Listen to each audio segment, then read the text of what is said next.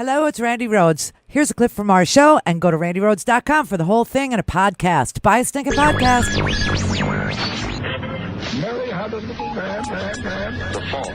We believe that all men are created equal. To the magnificent mosaic that is America. From radio beacon to radio beacon.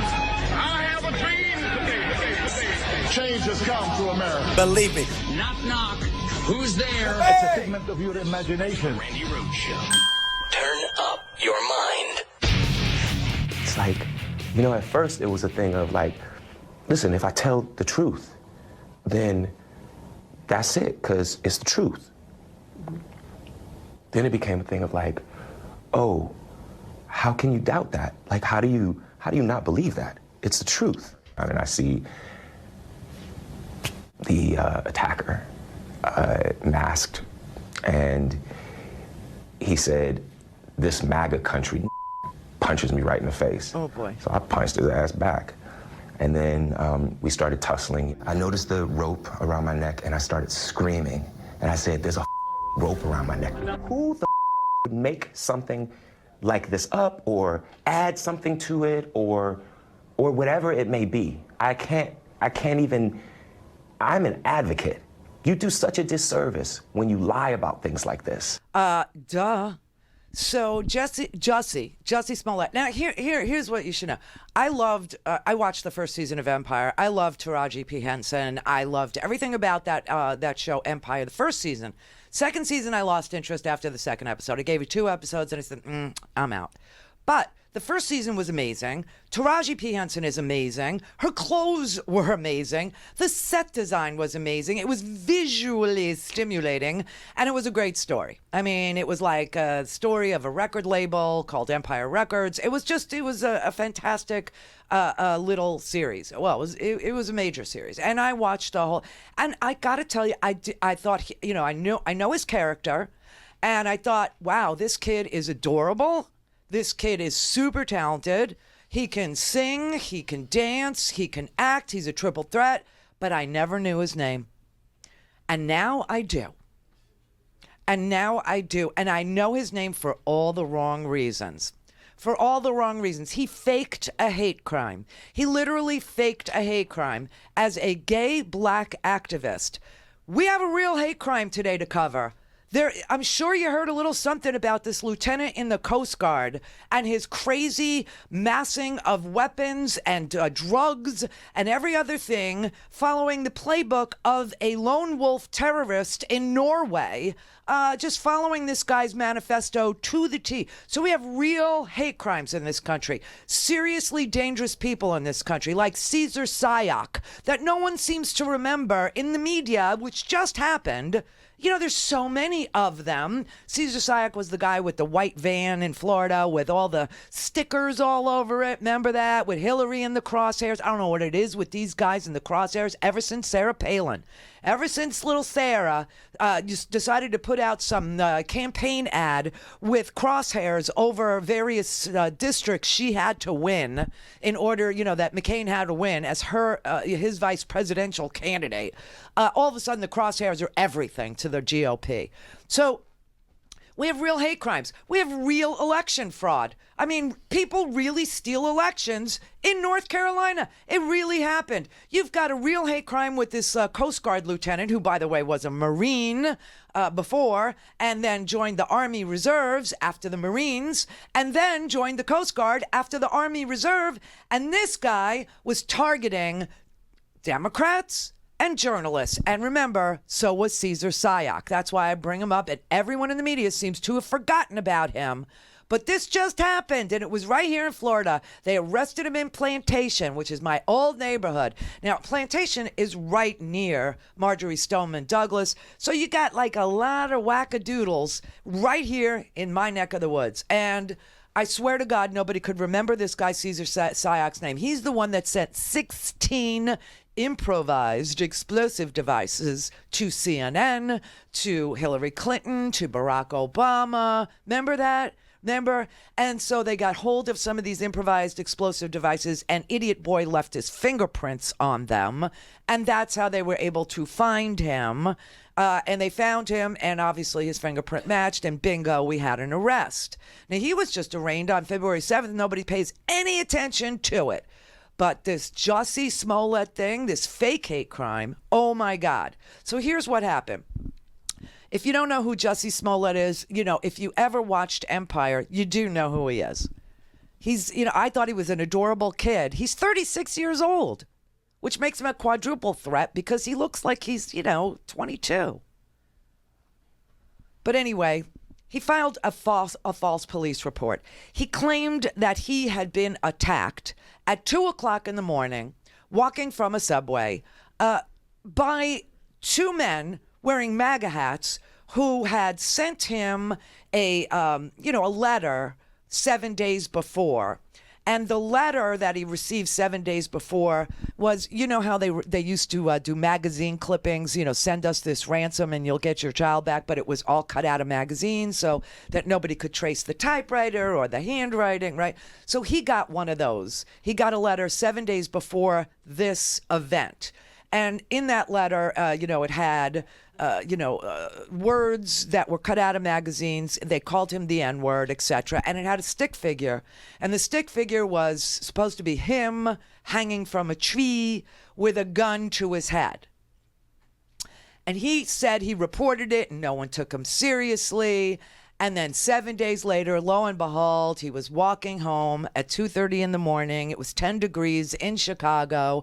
And these guys, attacked him, put a rope around his neck, poured bleach or some unidentified liquid upon him, said, "This is MAGA country, N-word," and committed a hate crime, and put a rope around his neck in some mock lynching fashion. Well, after he told that story, a lot of people, we weren't one of them because there was something about it. Scott felt it. Brett felt it. I felt it. We just didn't tell the story because it just felt odd. There was something about it. And I can't even put my finger on what it was. I never tweeted about it. So bite me, you freaking MAGA people who are going, yeah, I didn't see anything about Jussie Smollett, lately. I never tweeted about it. I never said anything about it. The only thing I said about it was like at the end of the show, I don't know, Monday or Tuesday, I said, what is going on with Jussie Smollett? I shouldn't bring it up at the end of a show because you won't have a chance to talk about it. But what is going on? That was all I said about this. Turns out they convened a grand jury in Cook County, in Chicago. And the grand jury concluded through various pieces of evidence, like video of two guys buying masks just like the ones that, were used in this particular quote unquote attack, buying rope just like the rope that was used in this quote unquote attack. And I'll tell you, what did bother me. It's 10 degrees in Chicago. He wasn't wearing a jacket.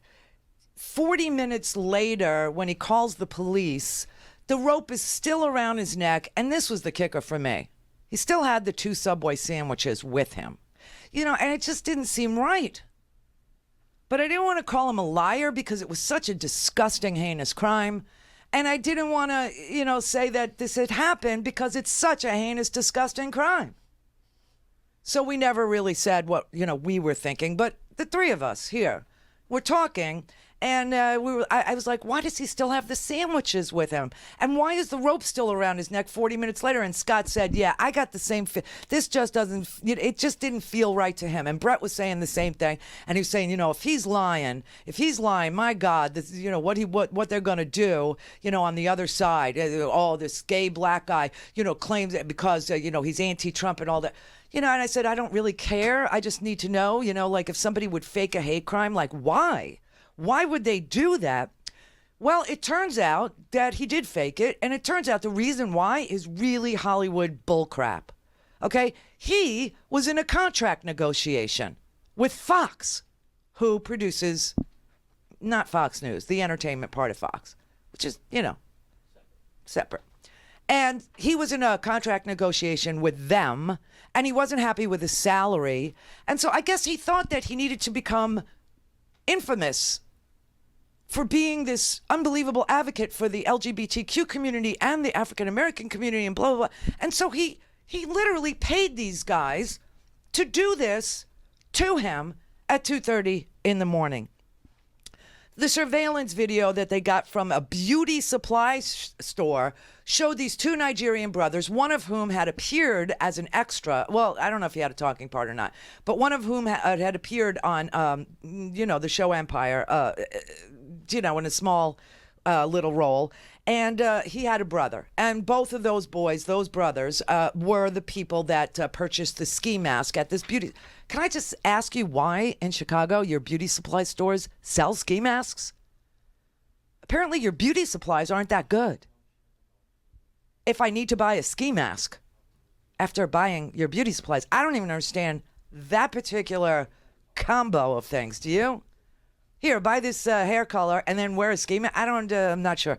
But they bought ski masks, they bought sunglasses, and they bought a red hat the day before in a beauty supply store. And then they went to a hardware store and they bought the rope.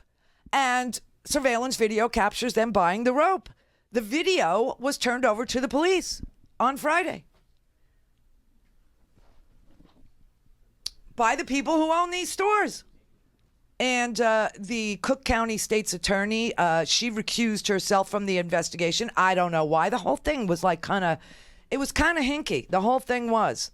Well, Jussie stuck by his story. He told the authorities that two men attacked him, that they did put a rope around his neck, and they poured some unknown chemical substance on him. He thought that it was bleach and blah, blah, blah.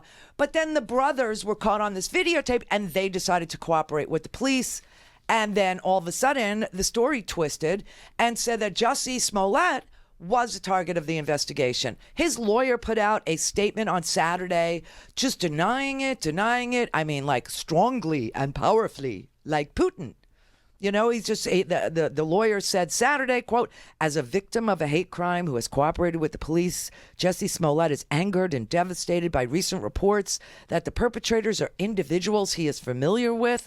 He has now been further victimized by claims attributed to these alleged perpetrators that Jussie played a role in his own attack. Nothing is further from the truth. And anyone claiming otherwise is lying. Well, if these are the facts, then tell me, am I lying? This announcement today recognizes that Empire actor Jussie Smollett took advantage of the pain and anger of racism to promote his career. I'm left hanging my head and asking why. Why would anyone, especially an African-American man, use the symbolism of a noose to make false accusations? How could someone look at the hatred and suffering associated with that symbol and see an opportunity to manipulate that symbol to further his own public profile? How can an individual who's been embraced by the city of Chicago turn around and slap everyone in this city in the face by making these false claims? Bogus police reports cause real harm. They do, and he's been charged with a fourth-degree felony. The judge actually gave him a $100,000 bail. He just made bond. He just walked out. He had a big parka on, and he had the furry hood of the parka over his face and over his head. Bad mistake, really, really bad. Now, I will say this. Some people are like Teflon, and you never know how something like this is going to either stick to him and ruin his life or not stick to him and make him notorious. You just never know. I mean, listen, Alec Baldwin, here's a good example. Alec Baldwin was caught on tape calling his 11-year-old daughter a fat pig and berating her. And now America loves Alec Baldwin. He's beloved because he's playing a notorious character. He's playing Donald Trump on SNL, and people can't get, so you never know. And Alec Baldwin just got arrested for, punching a guy on the street because the guy took his parking space in New York. That is a crime, to take somebody's parking space. I draw the line of physical violence. No, Alec, you can't punch somebody in the freaking face. However, taking a parking space, could be a crime. But No kidding. No kidding. I don't know what's going to happen with this guy. And it's just off the hook that the reason why he did this was because he wasn't happy with his salary. And this is according to the chief of police in Chicago today. First, Smollett attempted to gain attention by sending a false letter that relied on racial, homophobic, and political language. When that didn't work, Smollett paid $3,500 to stage this attack and drag Chicago's reputation through the mud in the process. And why? This stunt was orchestrated by Smollett because he was dissatisfied with his salary. Oh, my God. So he concocted a story about being attacked. Brett said to me, when Brett came in today, he goes, well, Jussie Smollett is no criminal genius. Just... I mean, this was bound to be exposed. It is such a hot button issue. It is such a sensitive topic. Hate crimes are real in this country.